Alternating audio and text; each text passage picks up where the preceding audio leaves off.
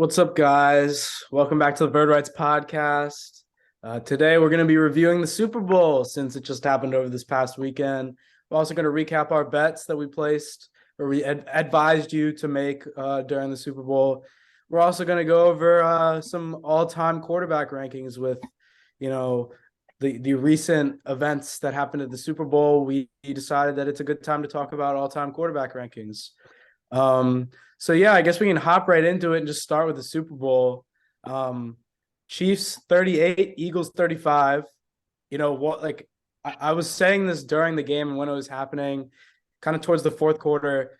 I was kind of just happy I was able to actually be able to watch the entire game because this was an all-time great game. Like this was a really, really amazing game, and Mahomes played amazing, especially in the second half, and proved just why he is, possibly the best quarterback we've ever been able to watch, and why he's so great. And also the Eagles showed how talented their roster is, and Jalen Hurts also showed that he is for real. So yeah, I guess the big takeaway from this game for me was actually Hurts. I think he played almost perfect except for that fumble. And he really proved that he is a serious top 7 quarterback in the league. Yeah, I totally agree with the Jalen Hurts sentiment. Any questions anybody had about is he really an elite quarterback? Obviously, some fair questions with their schedule and how it looked, but I think these last few months of them playing with Minshew and them not looking all that good with Minshew. Not that Minshew's fine, but like if it was really all just the roster, Minshew should be good enough to be able to win at a similar level. If Hurts wasn't special, but Hurts, for a guy who clearly is kind of like a built in a lab leader, right? Like he's clearly got all the intangible leadership qualities that you want in a quarterback. And with the way he's developed his game, I think he put it all on display in that Super Bowl. He obviously had the one big mistake, but Mahomes had a mistake like that in the AFC title game. But other than that, it's one of the more impressive performances in a Super Bowl loss I've seen, or in a win, just in the Super Bowl period I've ever seen from a quarterback. I actually tend to think as great. I think Mahomes was fantastic in that second half, was legendary stuff playing on the hurt foot. But um, I, I actually think Hurts outplayed Mahomes in I this agree. game. Mhm. Um, and that's not to say Mahomes wasn't fantastic because he was, but Jalen Hurts, I think, cemented himself as a top 5 quarterback in this league and has an argument as, if you want to put him as the second best quarterback in football, I would think that's a little premature. But, if you're just looking off this year, he has a case, absolutely. Like you can't honestly, if you're trying to argue Josh Allen or something at this point, what has Josh Allen done that Jalen Hurts hasn't at this point in their careers? Mhm. I can tell you some things that Hurts has done that Allen hasn't, but I don't know which way I would go on that, but I think Hurts has clearly cemented himself firmly in that discussion with all of the elite quarterbacks in the league. And even in a loss, he looked fantastic, and that was probably my biggest takeaway, at least on the Eagles side, as far as people stamping their ground uh, as for their place in the league. Yeah, I couldn't agree more. I mean, both quarterbacks treated us to an amazing performance. It's one of the better quarterback Super Bowls that I've seen in recent memory for sure, and just one of the better ones overall. I think that they played pretty equally, but Mahomes just did Mahomes things and kind of Mahomes things and just pulled it out in the end, as we've seen so many times when they really could have been down I don't know, 20 points damn near without that fumble at half. And they were just getting outclassed. Mahomes barely even touched the ball because, the scoop and score took away a possession from the offense. But Hurts really surprised me this season. I think that is a big takeaway. Even though they fell short, and I knew the Eagles would be good this season, but I really couldn't have predicted this level of dominance all the way until the Super Bowl, which they still, put up a great fight. But Hurts has established himself as one of the premier quarterbacks in this league, and the extension talks are apparently starting around $45 million now, which that's the going rate. I mean, Yeah. It's going to go higher than that with that. He has a lot to put on tape, or put on the bargaining table after this season. So especially if he keeps this track record going into next season, and which I don't see any reason why the Eagles won't be good next season as well. But what a great Super Bowl, and yeah, Mahomes and Hurts were two of the best players in the league this year. So Yeah, my thoughts on the Hurts contract thing is 45 a year. Burrow's up for an extension. Herbert's up for an Lamar, extension. obviously. Hurts is Lamar, up for an extension. Lamar's contract is up, so he needs a new yeah, deal entirely. 45. The reports out there already that the Herbert offer is going to start at 6 years, 295 with 150 guaranteed at signing. Like, you can think Justin Herbert is better than Jalen Hurts. I probably think that. But you can't, as the Eagles or as the team Jalen Hurts and his agent have every way in the world to say, what has Justin Herbert done exactly that our guy hasn't done? Why doesn't he deserve a deal that beats that market value? And they're absolutely right, and they will get that from presumably the Eagles. But I think 45 is lowballing it, honestly, for what a new Hurts deal will look like. There's a lot of between Herbert, Lamar, Hurts, Burrow. There's a lot of quarterbacks. It's going to be a game of chicken to see who gets a deal done first. But they'll all get $13 more than the guy before them. They'll all get a little bit more just to say they're the highest paid, however short that is. But as far as the game itself, one more thought I had on the Eagles side of it, I guess it's kind of both sides, and I kind of want us to talk about this is, I think this is obviously one of the best Super Bowls we've ever seen as far as a great game goes. I think the only thing that held it back a little bit was the way it ended with the penalty and three kneel downs and a kick isn't exactly three kneel downs, kick, squib kick, Hail Mary isn't exactly the most exciting the way to end that game, considering it looked like we were headed towards like Bills Chiefs part 2, where they were just gonna like we had in the divisional round last year, where neither offense was stoppable and they were gonna go back and forth until somebody couldn't just ran out of time. But other than that, fantastic game, a lot of fun moments, fun offense, fun big defensive plays, and yeah, I think we can talk about the flag a little bit, but I'll let you guys respond to that first.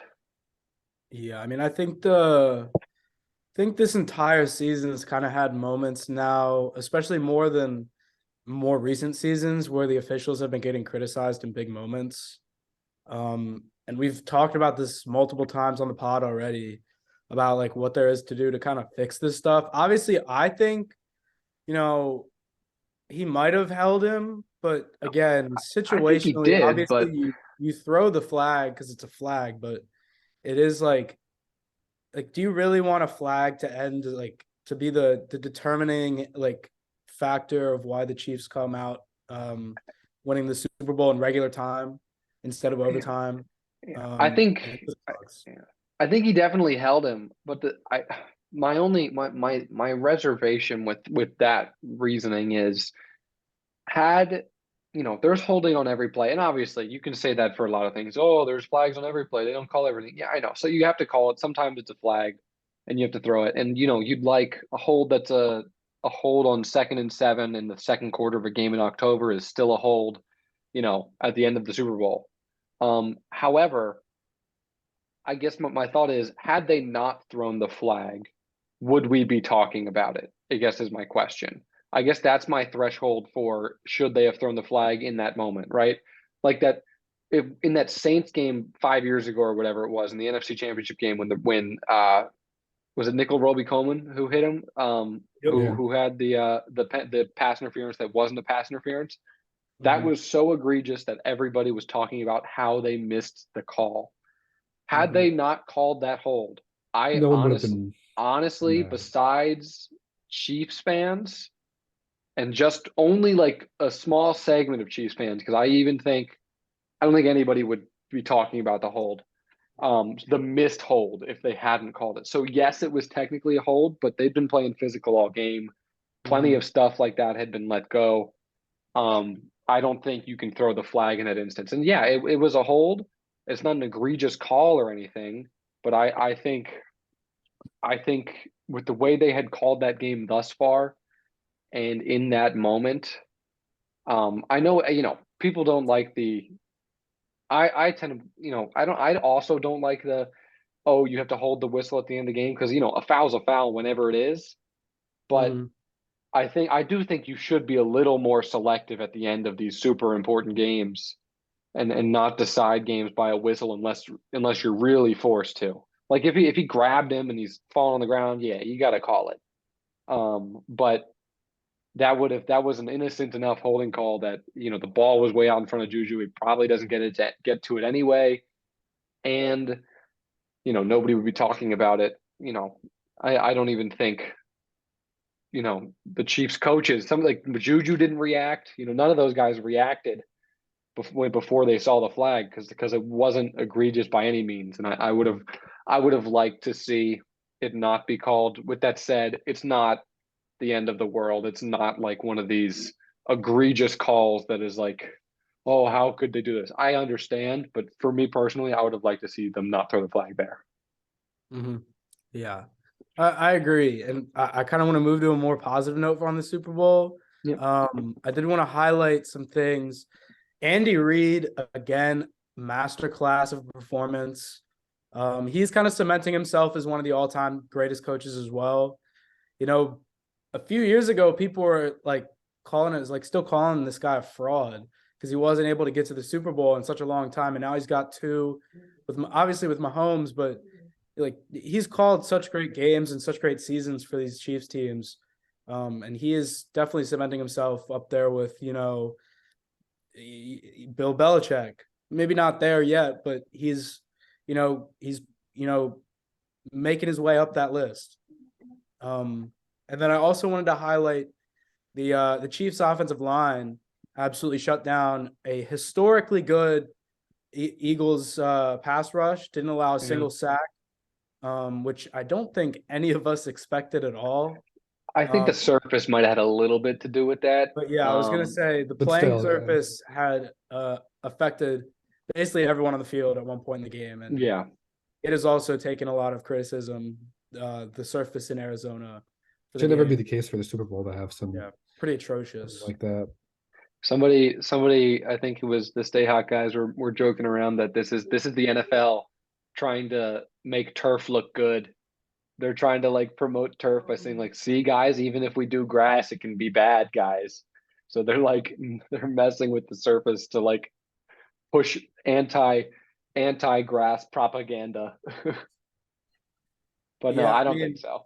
I don't know. I feel like it's the worst, it's the biggest game of the year, and you have a horrible field that's, impacting the game pretty big in on certain plays. So I don't think it's the reason anybody lost or anything, because obviously they both had to play on it. But I do think it's certainly contributed to why the Eagles pass rush wasn't as elite as it has been. Yeah, they had to be there was multiple clips that you could go like look at on Twitter of like multiple Eagles pass rushers falling on a single play, and, like slipping from the surface. Just I don't know what happened with the surface, but like you said, it was definitely affecting them, and it was the reason why the Chiefs' offensive line looked so good. Yeah, that's credit to the Chiefs' offensive line, though. It's not obviously they played great going into that game. We had talked about in our preview how we thought there was some potential for this to, I picked the Chiefs. I think most of us picked the Chiefs, which is actually contrary to what the popular opinion was. But we did say the path for the Eagles to win this, which isn't unreasonable at all. It's very, very plausible, was the path for the Buccaneers when they beat the Chiefs, which was just overwhelm that offensive line with the pass rush and take it to the Chiefs that way. And that's how you slow down Mahomes. And then you just keep scoring on offense. And it never happened. And credit to the Chiefs offensive line. And, it's a completely different offensive line from when they played a few years ago against Tampa. Trey Smith wasn't there, Creed Humphrey wasn't there, Orlando Brown wasn't there. All of these players came in and have had great seasons in the past few years, and really credit to them. And they did a great job slowing down Philly and allowing Mahomes to operate. And that was probably the biggest reason they won the game, besides Andy Reid. And I want to say one thing quick on Andy Reid. You mentioned, a master class from Andy Reid. That's absolutely correct. Somebody pointed out that Jacksonville ran a play against Philly earlier in the year, where Doug Peterson had the outside Jamal Agnew come in motion, and the Eagles overcompensated for that motion, and then he cut back the other way. They scored 2 touchdowns on that, and they were constantly running outside motion into like a gun tight set, and the Eagles didn't know quite how to react to that, and Mahomes was picking them apart out of that set where they'd have the outside guy motion in behind a tight end and a slot guy, or a tight end and a back on that side. That motion, they'd come through, they'd go in and return back out, and they were picking them apart with that set. And Andy Reid found a little crack in the armor, and he kept hitting it, and it was a master class from Andy Reid and Eric Bieniemy. Declan, do you want to report on the tweet that you sent in our group chat? Maybe after this. Yeah, we can do it. We can do it in we can talk about that when we talk about some of the other head coaching news, but we'll just mention it briefly. The Buccaneers are hiring Seattle quarterbacks coach Dave Canales to be their offensive coordinator. He's been an assistant for Pete Carroll for 13 years up until now. So we'll talk about that. We have some coaching news we want to get to, but we'll finish up Super Bowl talk, and we'll get to that in a little bit. I just thought it was funny since it just happened. Yeah. It did. Yeah, I guess we can move on from the game and focus on our bets that we advised everybody, that our listeners, to make here. We had 3 props, and then our MVP picks, I guess, which was like a little parlay, I guess. But when it comes to our props, we had orange Gatorade as our Gatorade color selection. It was plus 300. Didn't purple. hit. It was purple. Yeah. It's unfortunate. The national anthem, we had over 1 minute and 59 seconds. It did hit. Went over 2 minutes. Yep. Great national anthem, by the way. Shout out Chris Stapleton. He did a great job, And then our last prop was that Rihanna was going to open with "Don't Stop the Music" for her first song at the Super Bowl halftime show. Didn't even play it at all. 245. She didn't play it at all. And she opened Didn't play Disturbia either. No, yeah. That was her problem. She opened with "Bitch Better Have My Money." So, another L we didn't think they would be opening with a curse word. We thought surely they wouldn't do such a thing on the stage where all these kids are watching, but how could the NFL do this? The NFL hates kids, confirmed. The NFL doesn't care about your youth is how this looks to me. But great show from Rihanna. Great job. Got the Smash Brothers set. Yeah. And then our final bet that we decided to advise you guys to make was the Super Bowl MVP. We had a possible win-win bet, and it did cash. It hit. We had Mahomes at plus 130 for Super Bowl MVP, and then Reddick at plus 3,400. Mahomes won it. Obviously, the Eagles won it. It would have been Jalen Hurts. But Eagles didn't win it, so Reddick didn't really have a. You made like $3. That's like you bet at like minus. At like minus 600 is what those effective odds are, but you still won some money there. We're about even on the day after getting 2 out of 4 on pretty even money. Yeah. 2 for 4. Yeah. We did suggest you bet on the coin toss to be tails. So if you did that, you also would have made some money there. Yeah. Tails does never fail. So yeah. But here, like we were just saying before we went over our bets, we can get into head coach or not head coaching. Actually head coaching, are just some coaching news. And NFL news in general. We can start with obviously the Baltimore Ravens finally ending their offensive coordinator search and hiring Georgia's offensive coordinator, Todd Monken. What are our thoughts here? I think that the hire is solid. Like, some people weren't enthused about it. Like, they wanted some certain guys like Bieniemy or the guy that the Seattle just hired, for example, or Zach Robinson or things like that. But they made the decision on Monken, and honestly, I can't complain too much. Like they interviewed quite a lot of people, and he had some very effective offenses in the last couple of years at Georgia, and even had some all right NFL success. Just got a little unlucky with some of the head coaches that he was under, being under Cutter and Kitchens. It doesn't really get much worse than that. Yeah. So, I'm willing to give him a second try as offensive coordinator in the NFL, and I think that I think Lamar had an input on the coach on the decision, I should say, and the report came out that they couldn't even promise coaches that Lamar was going to stay, but he chose the job over several other offers, so he must like what we have to say. Yeah. Obviously he's had a lot of success at Georgia with, obviously Georgia has a lot of talent every year, but the majority of their overwhelming talent has been on the defensive side of the ball. They've had talent on offense, obviously. They're a powerhouse SEC school, but compared to their defense, their offense hasn't been quite as good as the recruiting classes haven't been quite as overwhelming. And despite that, despite Stetson Bennett, who's a very average college quarterback, being there, he's built these really productive offenses. And I watched this video from the Coordinator Project recently, where he kind of broke down how they attacked Ohio State in that playoff game. And one thing they loved to do is this isn't like this. He used this term he made up, these tight end plus sets, which are not like Greg Roman big tight end sets.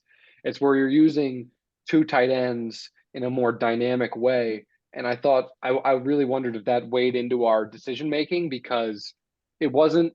It's a way to use some of the personnel, because we have Andrews, we have Likely, we liked what we saw from Charlie Kolar for a few weeks there.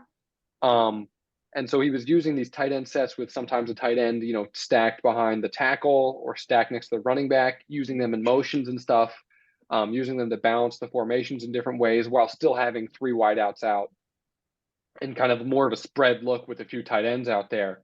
And it made me wonder. I wonder if that factored into the decision making, because of that's where our talent is. Even if we upgrade the receiver room, we're still going to want to get Likely involved in the offense with Andrews, and maybe get Kohler out there some. And they had some really interesting sets with a few tight ends that weren't like traditional, Greg Roman two tight end sets are just like heavy sets with, big, slow guys moving around. And, Ricard would be out there too, but these are more, a more dynamic way to use the personnel we already have. I'm really curious to see what he could do with that. Overall, it wouldn't be my first choice. My first choice would have been Bieniemy, but to be honest, it always seemed a little unlikely to me that he would make a lateral move and move from being the Chiefs offensive coordinator. But if he was willing to, I think we made a mistake not doing that. But I'll be surprised at this point if he takes a different offensive coordinator job. But I'm not going to pretend to be all in, knowing everything about all of these candidates.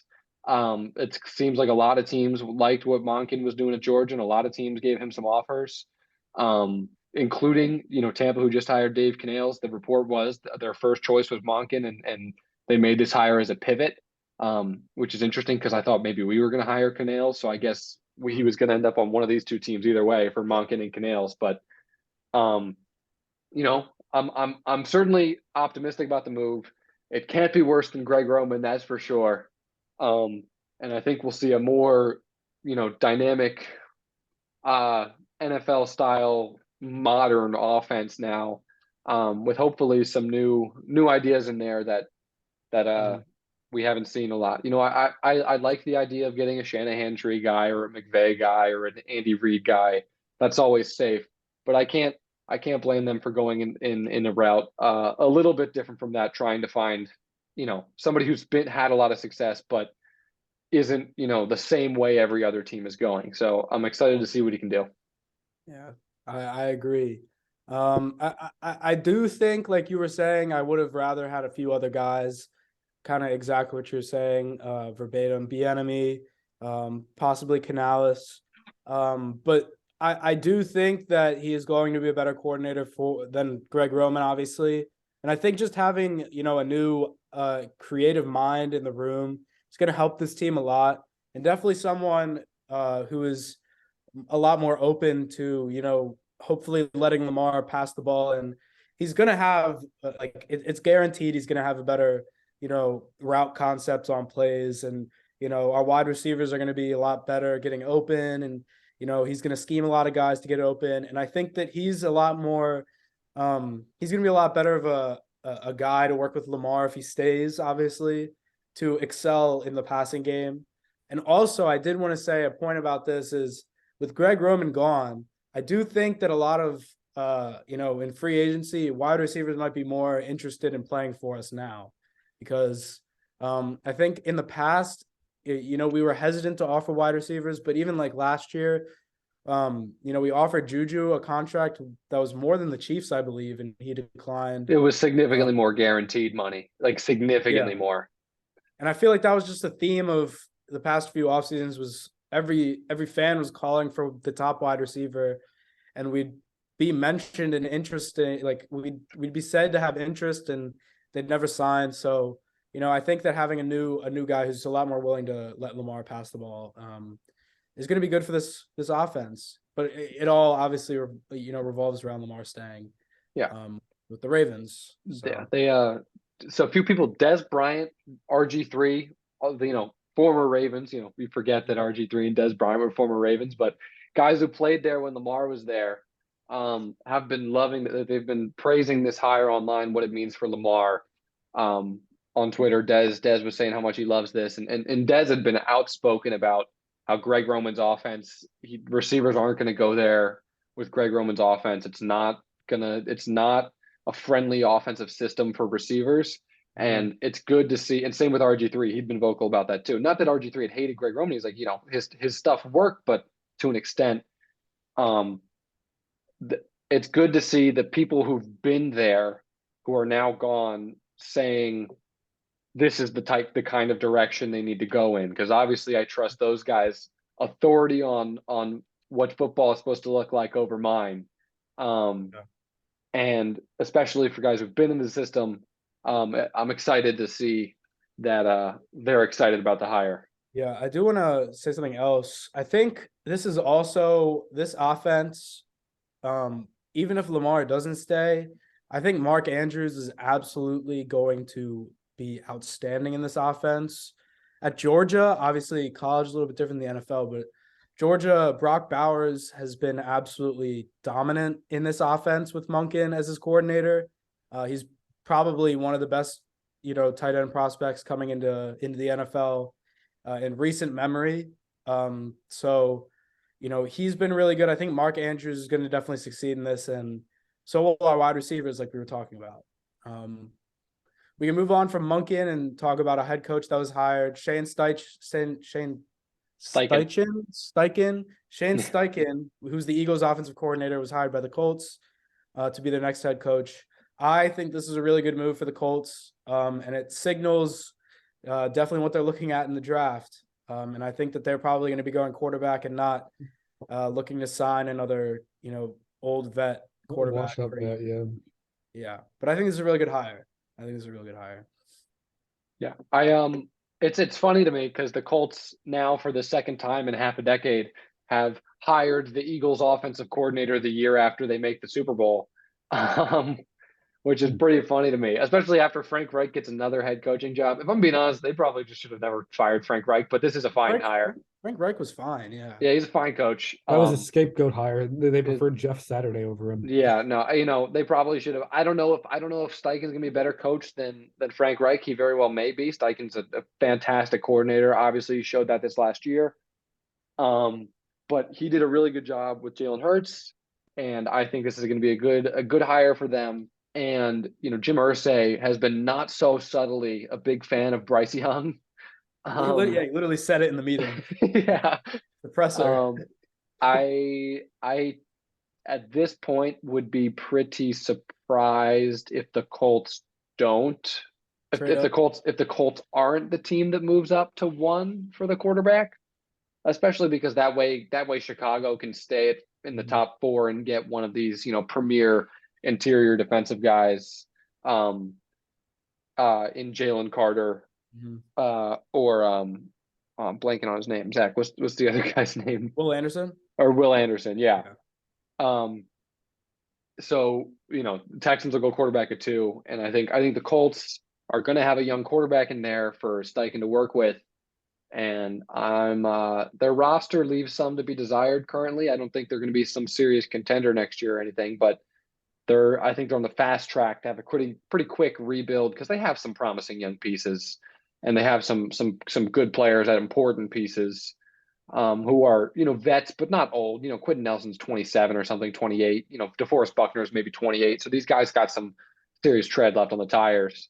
And I think Steichen will move that team in the right direction, and they can compete in that weird AFC South, which Jacksonville's books aren't as clean as you'd like them to be for a team with a rookie quarterback. So it might be interesting to see how they maneuver around here. But that division, I don't think Jacksonville's going to be like the Chiefs where they're just winning it every single year. So I think I think it'll be a little competitive. if you can get the right quarterback in there, you can get real competitive in that division and start competing soon. And I think Steichen's the right hire for that, given what was available. Yeah, I really can't complain about this hire too much. It's funny that you pointed out the similarities to him and Reich. Yeah. Except I feel like Reich was probably older when he got hired. That's just going off like looks and everything. But the gray hair. This is a young coach that the Colts definitely needed. They've had some older presences in there recently, and it seems like even Jim Irsay has been like making half the decisions, which is a little frustrating. But that's how he is, I guess.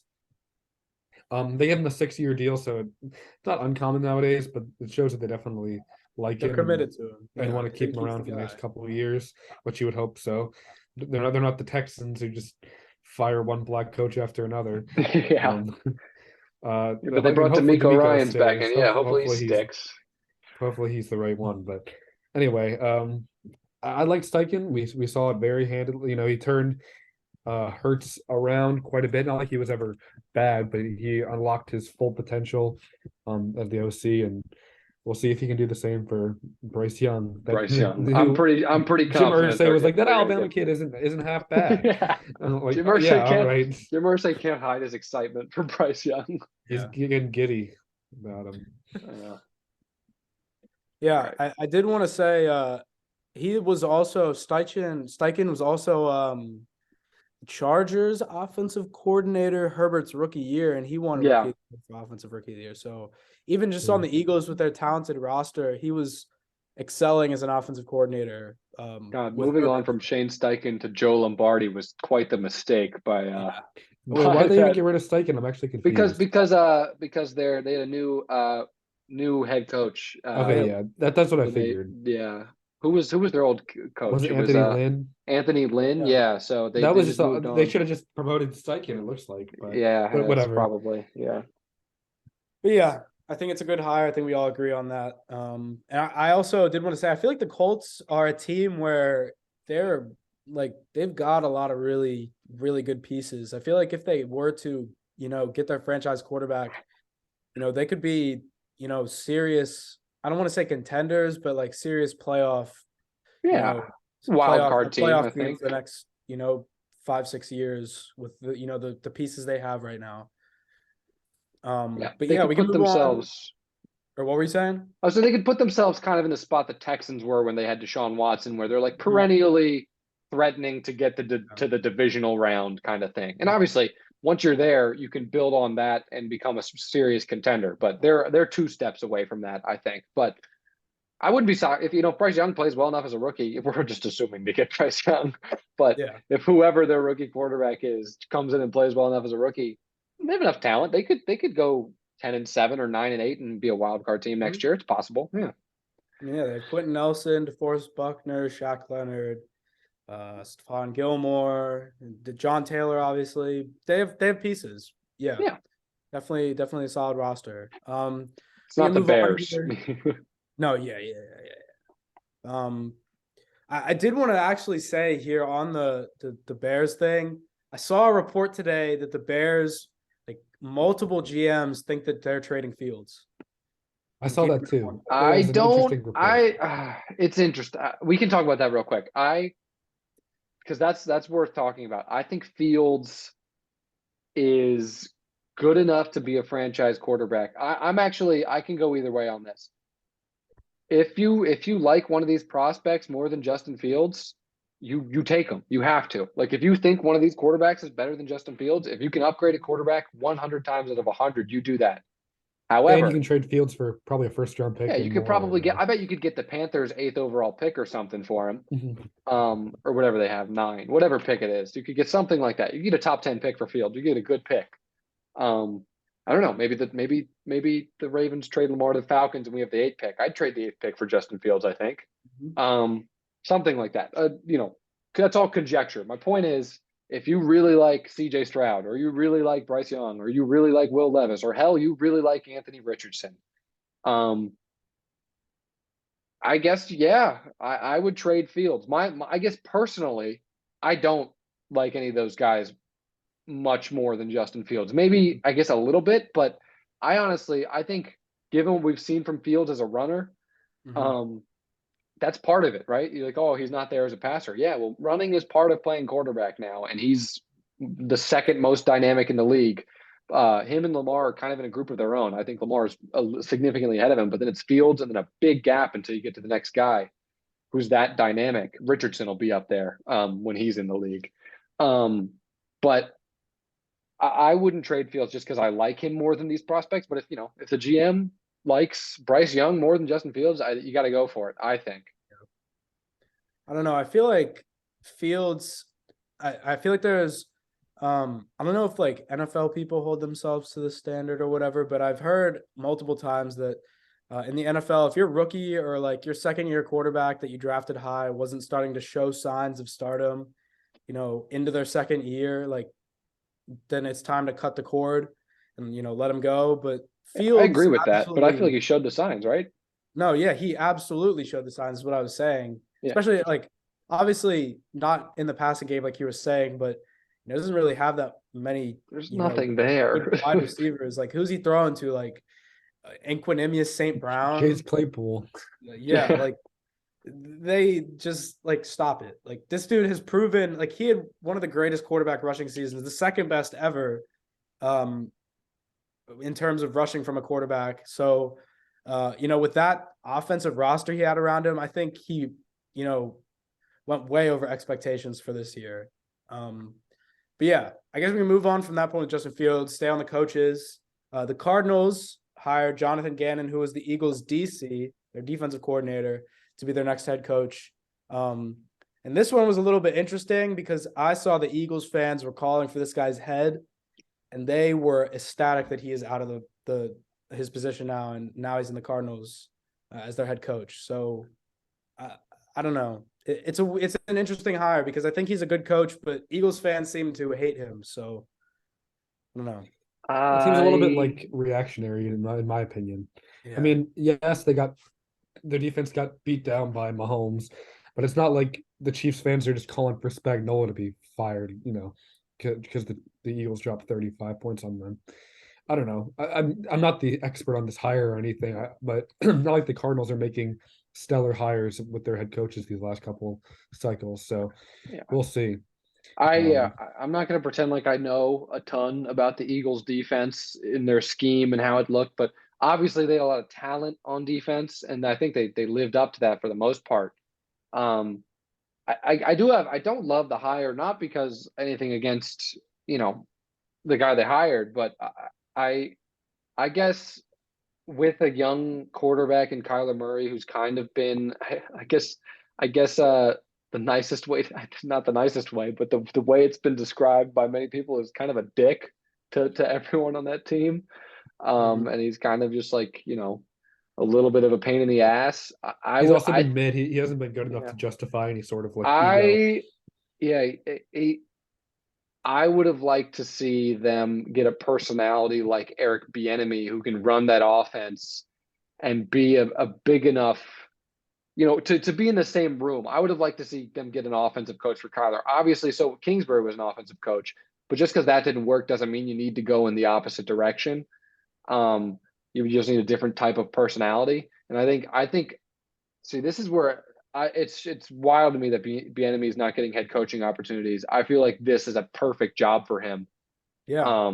With And Kyler, I think that's something they absolutely should have explored.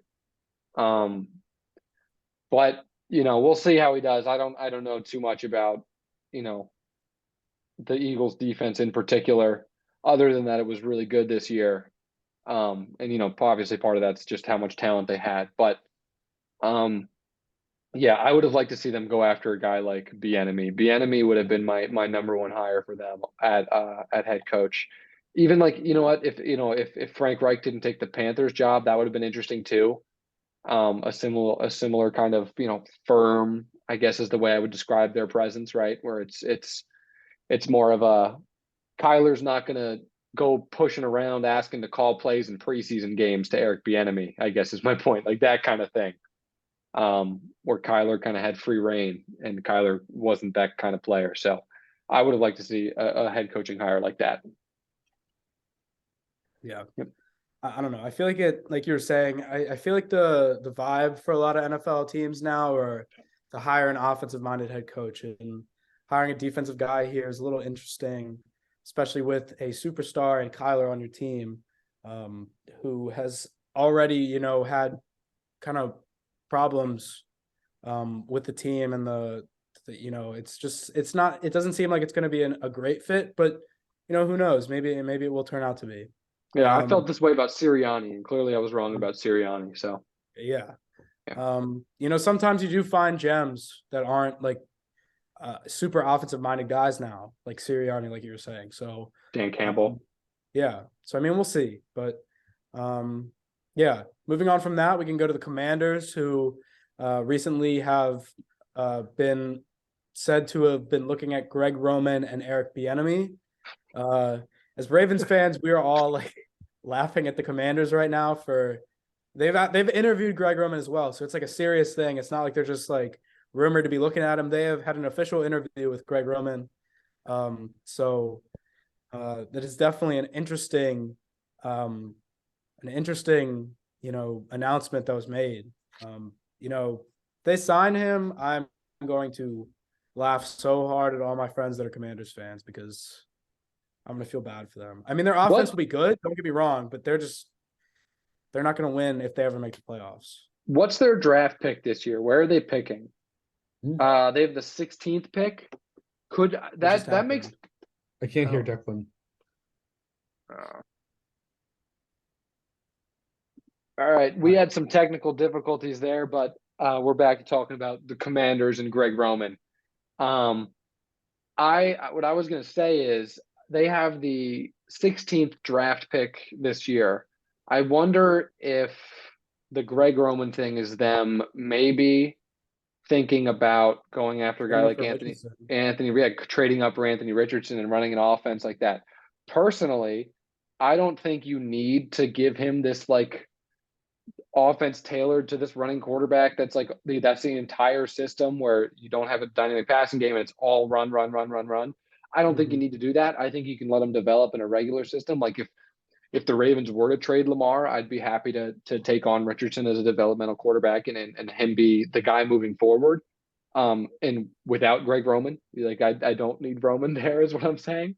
But I wonder if that's part of the thought process is they're trying to move towards more of that kind of offense.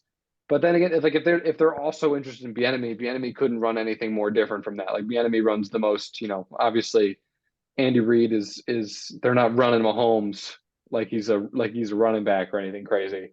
So I couldn't feel more polar opposite about the two guys they're linked to with Roman and Bieniemy. I would be genuinely stunned if Bieniemy took the Commanders job and left the Chiefs for that. That would be wild to me. But I guess I have seen crazier things happen, but for his sake, I hope he doesn't take that Commander's job. And for the Commander's sake, I hope they don't hire Greg Roman. It feels like Bieniemy has been the hottest head coaching candidate for like at least 3 or 4 years now. Yeah. Every single time, especially now that his contract is up. But it's very strange that the guy that the defensive coordinator of the team that he just beat as the offensive coordinator got a job almost like instantly. And meanwhile, like I just don't understand it. It seems like he's just never going to be a head coach or anything. He'll get promotion to be a play caller here, but if he was going to be one, it feels like it would already happen. Yeah, he deserves a chance. I don't. It's wild to me. I think Andy Reid's getting old. Maybe Maybe he's been promised. next 2 years they'll get the job or something like that. But Bieniemy's not a young guy. I think Bieniemy's mid-50s, right? Something like that. It's not like he's one of Probably. these. It's not like He's he's not one of like these a 30, fresh onto 40 the year old. He's scene 50. He's coach. 50. He's 53. So Yeah. he's got time left. Obviously, you can coach till you're 70, but he needs to get in the head coaching scene sooner than later. And I Yep. don't think the path to that is going to coach Taylor Heineke. Absolutely not. Or Absolutely Sam not. Howell. Yeah, Sam Howell. Yeah. Definitely an interesting thing with the whole Greg Roman thing, but yeah, I think Bieniemy is most likely going to stay in Kansas City for another year. Yeah, we can move on to another announcement that was made over the weekend. Is that the whole, Raiders trading Carr to the Saints is not happening anymore. Derek Carr demanded his release from the Raiders, and they're going to release him before they're guaranteed, I think, about $40 million for this coming year. So they're making the move to just, release him, let him go, and not have to pay the guaranteed $40 million, and let Carr pick his team, whatever team he chooses to go to. So yeah, what do we think on this? I think it's the Saints or the Jets. Yeah. How are the Saints going to pay for him?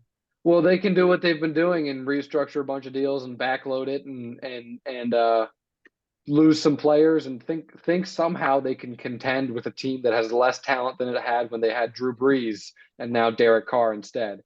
Like it's a totally. I feel like I don't know. I think the Saints could be good with Derek Carr, but again, I don't think it's worth. He's better than the quarterback that they could have won the division last year, which again Yeah, isn't saying that's much. the only thing is like This division's wide open. Yeah, you don't want to It's keep so making bad. your problem. You don't want to keep making it so that the problem becomes a longer term problem. But at the same time, the division's so bad that you could win 10, 12, 10, 11 games next year with 6 free ones if you have Derek Carr in that Like division they next have year. talent, but it's like They might not a lot. Andy Dalton might already be the best quarterback in that division. So Derek Carr would certainly be the best quarterback in that division. And Tampa doesn't really have a means to replace their guy. Tampa's going to get Garoppolo or something like that. Carolina, we'll see what they do, but they don't have a high enough pick. Yeah, they maybe they're a Richardson team. Maybe they get Justin Fields, but I don't think anybody and none of these guys that are going to this division, unless the Falcons get Lamar, none of these guys are clearly better than Derek Carr. So the Saints could find a way to make the money work and they'll pay for it later like they have been now. But yeah, I guess the Saints and then the Jets it's pretty easy to connect the dots there. A stable veteran on that team with a really talented roster. If they miss they can make on the playoffs for sure. Yeah, if they miss on Rodgers, if they miss on Lamar, Carr, or maybe they like Jimmy G. I like Carr significantly more than Jimmy G, but that seems to be split amongst NFL people. So I think those two teams where you have to look for Carr, and I think he won't get a top of market deal or anything, but he'll get 35, 40 million a year, something significant. Maybe not 40, but like 35. In the 30s for sure will be his market. I wouldn't be surprised if he got like a 4 or 5 year deal. I wouldn't be surprised if he got 5 years, 180, something like that. He is he's turning 32, but like that's not that old for quarterback years. He can be someone's starter for the next couple seasons. Yeah, it's just I wonder who's like willing to really buy in that much because it doesn't feel like he moves the needle like all that much. Overall, but for some teams like the Jets, like he'll be the best quarterback that they've had in a while. Yeah, I guess the question is, like we talked about a while ago, that mid-level of quarterbacks doesn't really exist. Is there really a market for guys like that? I'm curious what Daniel Jones will get. I'm curious what Garoppolo will get. I'm curious what Carr will get. I'm curious about all that stuff. Goff, when his deal is up, will somebody like want to pay him some, $30-something million a year instead of going to like the 50 for the top of market? I'm curious what that'll all look like. But Carr will get serious money, and I think if I had to guess, the Jets would be my pick because now I tend to think Rodgers is either staying or going to the Raiders. But Jets or Saints is We'll where see I when think his for like Carr. cleanse Yep. is over that he's doing right now. Yeah, Like yeah, exactly. his like hours of Darkness silence. retreat. Darkness Yeah. retreat. He's like, I didn't know it would be such a big deal when I mentioned it. Why are you guys like still talking about it? And it's just like kind of funny. Yeah. Yep. Yeah. I guess we can round up here this NFL news segment with the NFL honors. We don't really have to talk much about this. I think they got everything right. Besides For the most part. Yeah, I think Chris Jones should have won Defensive Player of the Year. And then I thought Kenneth Walker should have won Offensive Rookie of the Year, but Garrett Wilson's a great pick. And so is Nick Bosa. So I don't really have too much of a problem. Nothing egregious or anything. So I think the most they did egregious pretty thing well. was that Josh Allen got an MVP vote. Yeah. Not that I hate Josh Allen or anything. You can make an argument for Jalen Hurts. And he got one vote. So I guess I can excuse the Jalen Hurts vote, but I think Mahomes should have been unanimous. They should strip whoever voted for Josh Allen of their vote. There's no justification for that over Mahomes. Like there's not a single justification for that decision. How can you watch the NFL this season and be like, yep, Josh Allen? Josh Allen's the MVP. It was Again, wild. he's not bad. He's elite. It's just like he's like a tier below Mahomes. Yeah, maybe more than one tier. Yeah, pretty uncontroversial picks though. Not a very tightly contested year for these awards, I don't think, or at least not a very controversial. Like nobody was super upset by anything, I don't think. Yeah. Definitely I think a lot of people agreed with basically every single.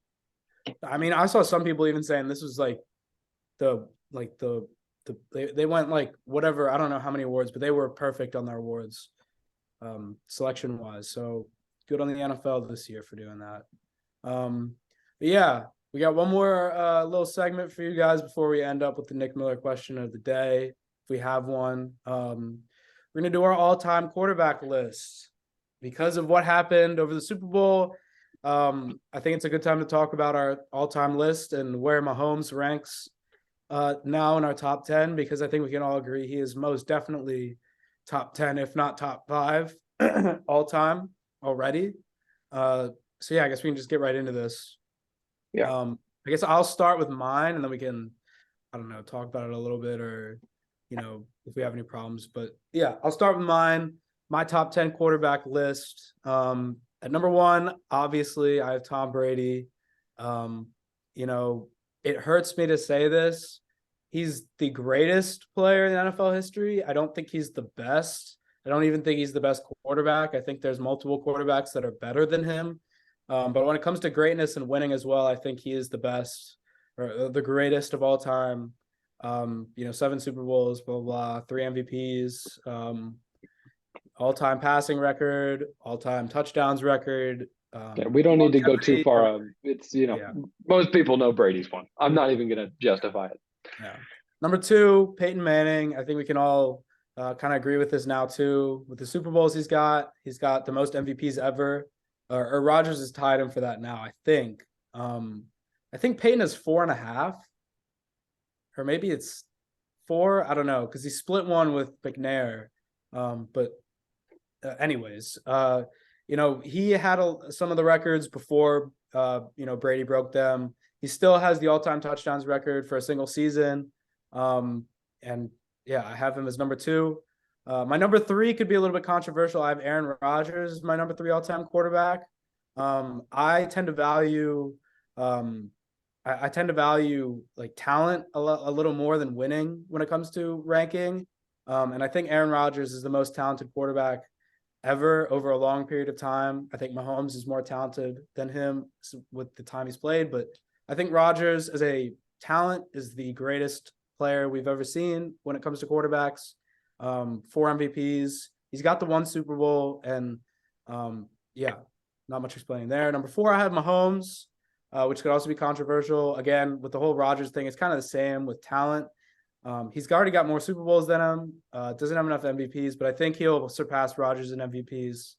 And quick side note, I do think Mahomes could finish with like 5 or 6 MVPs by the end of his career at this point, which is kind of crazy to think about, but he's just that good.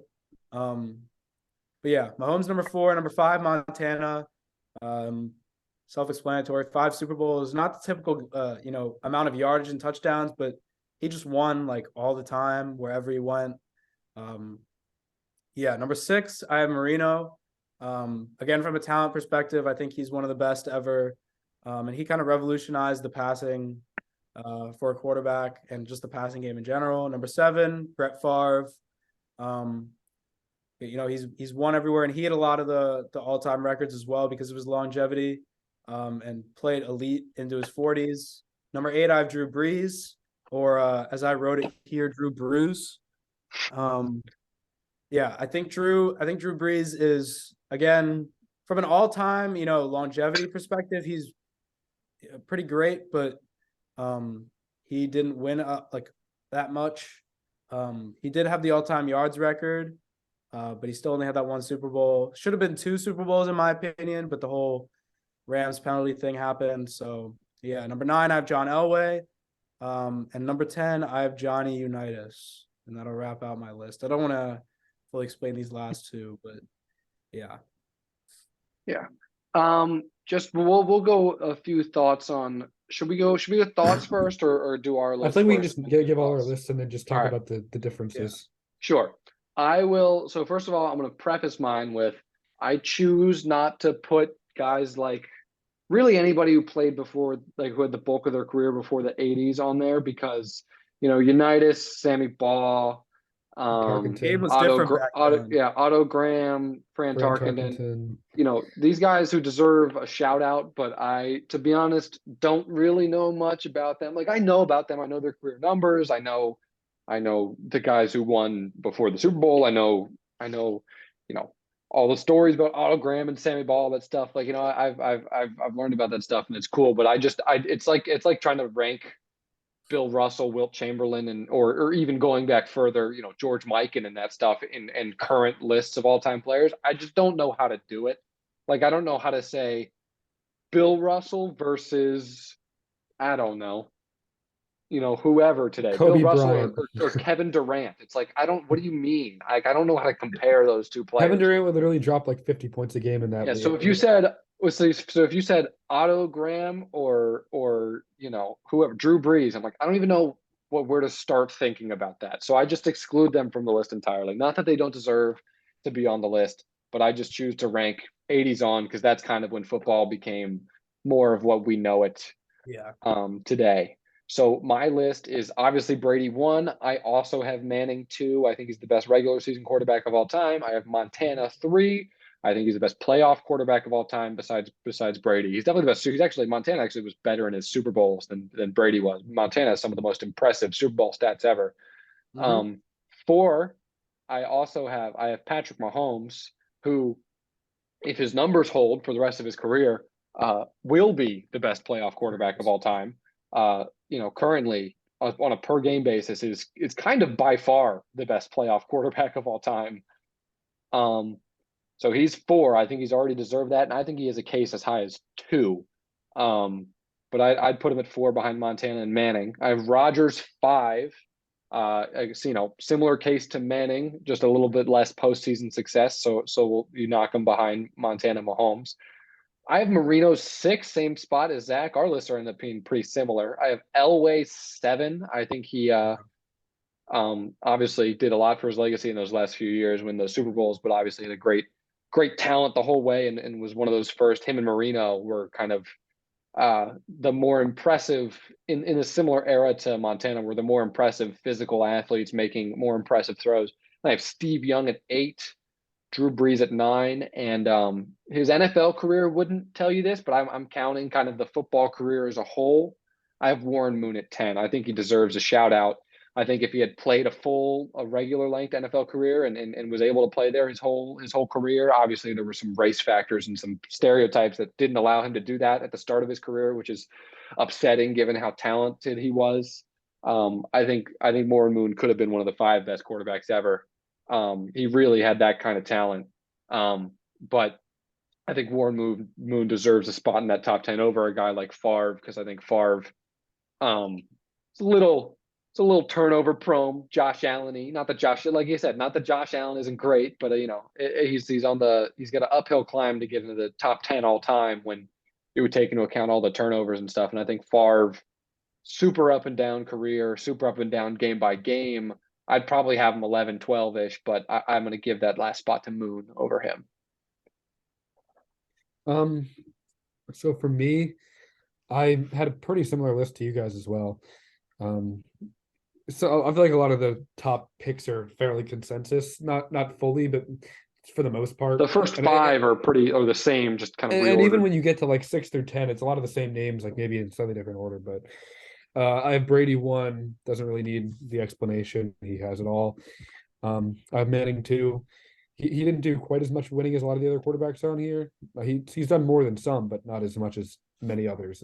But the stats kind of speak for themselves, and everyone has great respect for Peyton and what he's done in his career. And hopefully we get him in the booth soon. I want to hear that. But I'm Montana 3. That's where the winning argument comes in for sure. But also he had good stats, great stats, and his Super Bowl numbers are ridiculous. Montana's Super Bowl numbers are so crazy.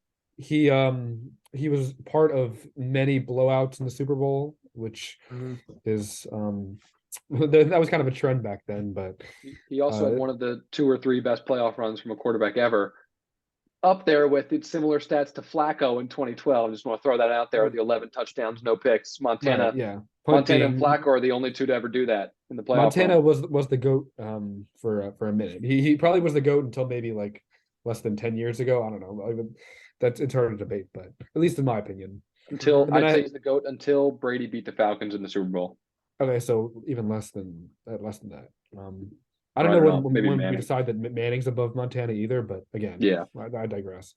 Yeah. I have Rodgers 4. I think he is probably, other than Mahomes, like the most talented person on here. But again, there's some, when you got rank the greatest quarterbacks of all time, like people remember accolades very highly, which I don't think that's wrong. And I think Rodgers has taken a few bumps down the list because of that. But in terms of his play style and his abilities, it's just almost unmatched for a long period of time.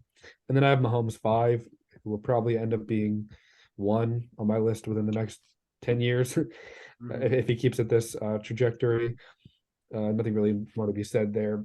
I have Marino at 6. He is the antithesis of all of the winning stuff that we've been talking about, but again, the stats are very good, and everyone from that era acknowledges how good Marino was. It's really unfortunate he could get over the hump there, but I think he would have if he wasn't stuck with such a poverty franchise.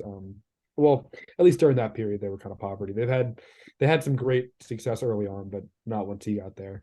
I have Elway, did some, he went to many Super Bowls, started winning them finally by the end. And 5, right? He went to 5. I think he went to 5 and maybe won like 2. 2, won the last 2, yeah. Yep. So again, it took him a while to get over the hump, but he ended up doing it, and he is one of the GOATs. Breeze, temporary passing yards leader until he was then passed by number 1 on this list. Great quarterback. People like to throw out the dome thing, which maybe has a little bit of credibility, but like he still is. He didn't play the dome. He still is very very good. Steve Young, I have Steve Young number 9. I think that's around where Declan had him. I don't know if Zach had him on his list. I don't think so. I think Young was a great quarterback for a while, and he replaced Montana very effectively. Didn't have too much of a dip in play style or anything. And then Johnny U, I kind of understand the thing with not ranking people from a while back, but I have some hometown biases toward Johnny U, and I think most people would agree that he was one of the best quarterbacks ever, regardless of all that stuff. So, yep. Yeah. I think one thing that I've noticed from all our lists that I think is worth talking about is we'll get to Mahomes in a second. The reason we didn't talk about Mahomes too much with the Super Bowl recap is because we want to get into it a little bit here. But first, I want to point out that I think we have Dan Marino a little higher than most people would. We all have him at number 6, I think. We have him all right after the grouping of Brady, Manning, Montana, Rodgers, Mahomes. And that's, I really think at least my justification is Dan Marino is like Aaron Rodgers, one of the most talented quarterbacks we've ever seen. I really think if Dan Marino could have just got one, if his teams were good enough and he could have just got one Super Bowl, I really think I might have Marino as high as two. Mhm. Because if he He had was that once, good. he was that good. He breaks the record books. If football didn't change the way it did, Dan Marino's records would be like Wilt Chamberlain's records. Yeah. But obviously football went into this huge passing era. But for a good 10, 15, 20 years there, I guess 15 years until we got into like until we got to like the 2008 Patriots Randy Moss era, where everyone started airing it out and they started passing way more. And then gradually kind of like the 3-pointer in the NBA is just keeps going that way. And now Mahomes is going to, torch any Marino record there ever was. But for his time period, Marino was breaking the math. Marino had 5,000 yards when nobody was throwing for 4,000 yards. And Marino was wildly efficient, making ridiculous throws that nobody else could make. I have a lot of respect for Dan Marino, and I think 6 is the right spot. If he could have gotten one Super Bowl and one Super Bowl MVP, won one of those things, I really think I might be willing to put him as high as 2, really like Yeah. 2, and I'm feel not good sure I about would have put him that high in that scenario, but even we understand yeah, how important one ring can be. yeah. He just And had like I feel like I don't know. I feel like you're saying like how the NFL had changed. I feel like he was the first guy to he was the first guy to really influence the NFL and to start changing into passing. him and Yeah. Elway kind of did it together, but Marino was, as far as passing efficiency was kind of way ahead of Elway in that way. Elway was great, but Marino was putting up numbers Elway wasn't really touching. Mm-hmm. Did he even But make a talent Super wise, Bowl? I'm Elway not sure if he even made one. Marino made one his second year, I believe. Right? So That he was made one of his best seasons statistically, if not his best. yeah. He had a He great rest made of his one career Super too, but Bowl. Yeah, no, he made a Super Bowl his second year and he never got back. Yeah, he lost to the he was 49ers. MVP that year too. It could have been he could have won MVP, Super Bowl, and he won Offensive Player of the Year. So he could have completed like the 3-peat, 4-peat type Triple thing. crown or whatever it is. Yeah. Get the Super Bowl MVP, the NFL MVP, the Offensive Player of the Year, and then the Lombardi. But unfortunately, that didn't happen. So now we're just kind of Yeah. dreaming. It's all hypotheticals, yeah. The But I dialogue still would think be quite different if that happened around him. yeah. I think most people would have Marino behind guys like Elway, Breeze, Young, and that. But I think where we all have him ahead of him, and I think that's warranted. We all have John Elway at 7? Zach has him at number 9. I said Breeze. I was saying Bruise because you wrote Drew Bruise there. But yeah, to get into Mahomes a little bit, just to speak on this Super Bowl, his numbers weren't crazy or anything in the Super Bowl, but I really do think that second half performance, they scored on every drive down. Mahomes clearly playing hampered on one leg. He was drugged up on something, man, to get him through it. But it was legendary stuff. Like it was set up to be legendary, where he's in so much pain and he's got to bring him back on one leg against this fantastic Philly team, and he managed to do it. And Mahomes threw 5 seasons starting, 3 Super Bowl appearances, 2 Super Bowl wins, 2 MVPs, 2 Super Bowl MVPs, 5 AFC title game appearances, breaking all the math for passing records, and I'm sure he'll have all the single season passing records. We'll see if he plays long enough to beat some of the Brady stuff, but with the way he plays, he'll only have to play until he's 40 as opposed to 45 to break some of these records. But I think even now, so young, I think it's warranted to have him in this discussion, and I don't think he needs to get to 7 Super Bowls to be the GOAT. I think you could, it's not like MJ had to get to 11 to pass Bill Russell or anything. So I honestly think if we get to age 35, Mahomes next 5-6 years, and he's added an MVP or 2, added a championship or 2, and keeps playing like this, he'll have a case. He'll be the GOAT. And like Zach was saying, I also agree Brady certainly isn't the best ever. He's not the most talented ever or anything. I do think people sleep on his arm talent a little bit. Like they think of him as just this. He had when he was younger, he had elite, top tier arm talent with a cannon of an arm and all And that his stuff. accuracy has always been Yeah. never been questioned. So Yeah. I do think it gets a little undersold, but obviously he's not the physical talent of some of these guys. And Mahomes kind of combines the pre-snap evaluation of Manning, the clutch gene of Brady and Montana, and the physicality of Rodgers. He's a unicorn, man. Yeah. He's a robot that was built in a lab to play football. Mm-hmm. So this performance against the Eagles only adds to the lore, I guess, is the best way to put it. But he's building that resume, man, and it's far beyond anything I've ever seen. I'm glad we get to watch him. It's cool. It's cool that we get to watch him. I hate him because we're Ravens fans, but when you can separate yourself from that a little bit, I don't even hate him anymore it's because really I know cool. we're never going to beat him. Yeah, and we never even had a chance if we to beat go him once. into the playoffs. If we beat him once in the playoffs, it'd be great. The matchup has never even happened, so I've never had the chance to be like, God, fuck, we were this close. Like we were a Sam Hubbard strip fumble return from it happening this year. Yeah, that's true. But it would have been Huntley, so it wouldn't have been fun anyway. I don't know. Yeah, just I feel like Huntley could've done statistically, Mahomes is just gonna, if he plays for a long time and has like some serious longevity, he's just gonna shatter like every record in the there is. Yeah. Certainly single seasons. I think playoff record stuff. I mean, Brady played so long and and was in the playoffs every year and was making deep runs every year. So LeBron broke the playoff scoring record in 2017, 6 years ago. The thing, Mahomes he's gonna have to have a career like that. He can't have any serious injuries. But like Brady and LeBron both kind of making records untouchable. Mahomes is the only guy I can foresee having a shot to touch some of these records. But yeah. Is you guys anything else you want to say on the top 10 quarterbacks? Any other names you think are worth having a discussion on, or can we move on to the final part of this? We move on to this Nick Miller question of the day. All right. I'm ready. I came up with a Nick Miller question of the day today. Ooh. Wow. Question of the day. Yes, the Declan Pollard Nick Miller question of the day, all rights reserved, copyright, trademark. So here it is. It's a Ravens themed one. Oh. This is, you got to think carefully about how I'm wording this.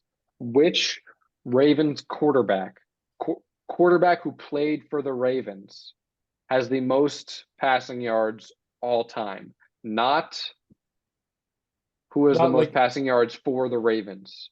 Who has the most passing yards all time for them? Yeah. Anybody who could have passed through the organization. And bonus if you can guess it to the, I guess we'll call it within 1,000 yards or something. Wait. We've had multiple old Hall of Famers come through the organization. So I'm gonna stick with this guy. All right, I have my pick.